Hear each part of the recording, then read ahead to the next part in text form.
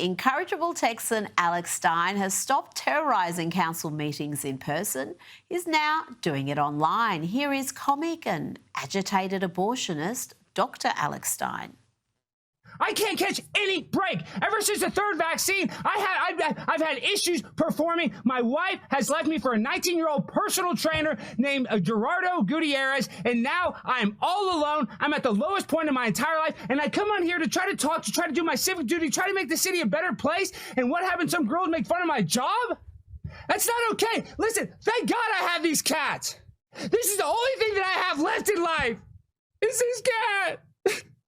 If it wasn't for this cat, what would I have? I would just have a bunch of anti-vaxxers coming at me, calling me a jerk for doing 8 abortions a day. You try doing that. You try coming to my job, performing 8 abortions. You can never. You would not be able to sleep at night. The dreams I have, I try to eat sometimes and I puke, I vomit. I look in the mirror, I'm disgusted with who I've become. And I gotta come here and I gotta take crap from some girl named Kim? What are you, Eminem's mom? Alex, that may be some of your finest work yet, and kudos on using your cat so effectively. That's a very well-trained kitty cat. Well, yeah, Angus really stole the show, but, that video is definitely going viral, and I think there's a reason for that, because the insanity, people like to see the insanity, because that's a real world we live in. Everybody's gone crazy, so, I'm not surprised it's gone viral.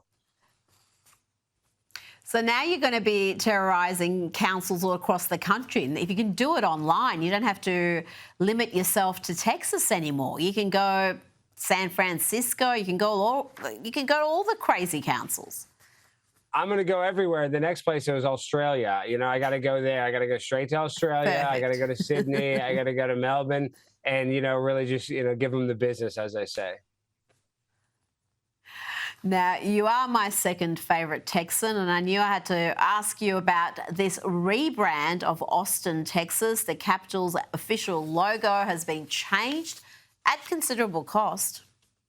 For the first time in Austin's history, we will have a logo to represent the city's services and unify us as one organization, one Austin.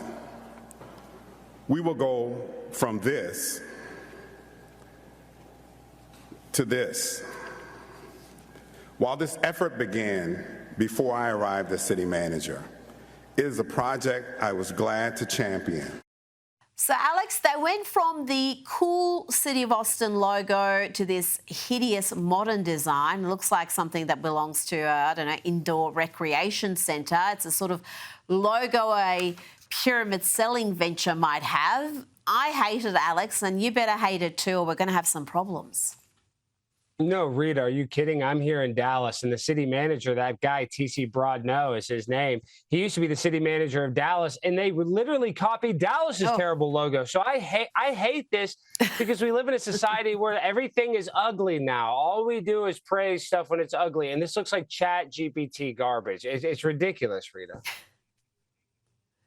But it's just so cheap and nasty. It doesn't even have an attempt at being sophisticated or iconic or something that's memorable.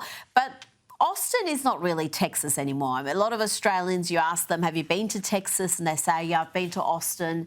And I always say, well, that ain't Texas.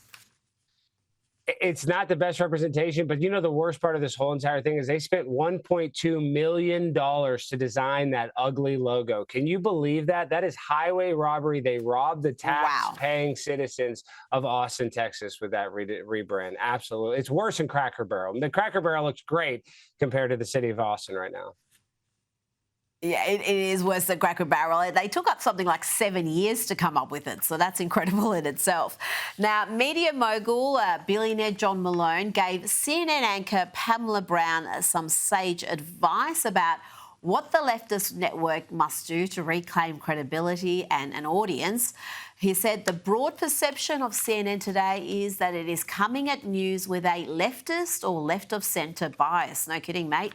He said CNN risks becoming irrelevant if it cannot reclaim neutrality. Alex, the interview came as CNN trails Fox News and even MSNBC. You look at the August data, CNN drew an average audience of 444,000. You compare that, that's prime time audience, to Fox, which is on 2.3 million, and MSNBC on 783,000. These are Nielsen figures, and they're damning for CNN, and you could argue for MSNBC. The second place is a long way from first place. No, you're exactly right. And you look at CNN, I mean, obviously everybody knows they have a huge bias when it comes to their journalism. You know, I put that in quotes. But really, I don't think people would care. But now CNN has just lost so much credibility that even the people on their own side don't even believe the garbage that they're spewing every day on their airwaves. So they've really lost their connection with the left. So once you're trying to appease the left and then you lose the left, there's no way for CNN to actually survive unless they take a strategy where they'll be, you know, more unbiased. But I think their reputation and MSNBC's reputation through Donald Trump's constant trolling is basically unrepairable at this moment. Yeah, I think their idea of being down the line is having Scott Jennings on a panel with 4 left-leaning individuals. So that's the balance they're bringing to their news programs. Now, before you go, the New York Post is reporting that President Trump's Department of Justice is considering banning trans people from buying guns.